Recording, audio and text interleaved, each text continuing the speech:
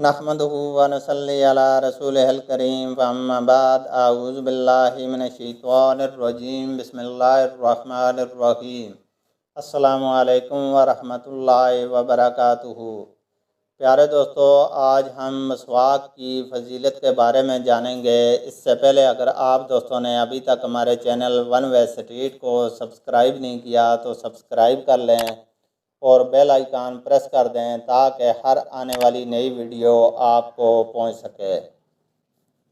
تو دوستو، رسول اللہ صلی اللہ علیہ وآلہ وسلم نے فرمایا کہ اگر امت پر دشوار ہونے کا خوف نہ ہوتا تو میں ان پر ہر نماز کے لیے مسواک کو واجب قرار دیتا۔ صحیح بخاری، صحیح مسلم۔ ایک اور جگہ پر رسول اللہ صلی اللہ علیہ وآلہ وسلم نے فرمایا، جب بھی جبرائیل علیہ السلام آئے تو انہوں نے مجھے مسواک کرنے کے لیے ضرور کہا۔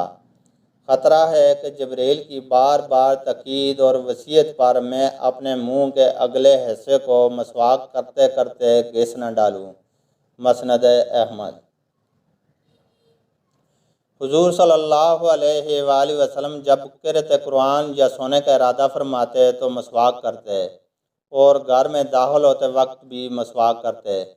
چنانچہ حضرت عائشہ صدیقہ رضی اللہ تعالی عنہا فرماتی ہیں کہ حضور اکرم صلی اللہ علیہ وسلم کا شانہ اقدس میں داخل ہونے کے بعد سب سے پہلا کام جو کرتے وہ مسواک کرنا ہوتا تھا، اور وضو اور نماز کے وقت بھی مسواک کرتے تھے۔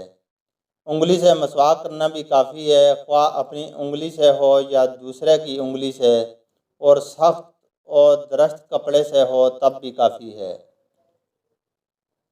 حضرت عائشہ صدیقہ رضی اللہ تعالی عنہا سے روایت ہے کہ رسول اللہ صلی اللہ علیہ وسلم نے ارشاد فرمایا، وہ نماز جس کے لیے مسواک کی جائے اس نماز کے مقابلے میں جو بلا مسواک کے پڑھی جائے 70 گنا فضیلت رکھتی ہے۔ مسواک کے متعلق سنتے ہیں۔ مسواک ایک بالش سے زیادہ لمبی نہ ہو اور انگلی سے زیادہ موٹی نہ ہو۔ کم از کم 3 مرتبہ مسواک کرنی چاہیے اور ہر مرتبہ پانی میں بھگونی چاہیے۔ اللہ تعالیٰ سے دعا ہے کہ وہ نبی اکرم صلی اللہ علیہ وآلہ وسلم کی سنت پر عمل کرنے کی توفیق عطا فرمائے۔ آمین۔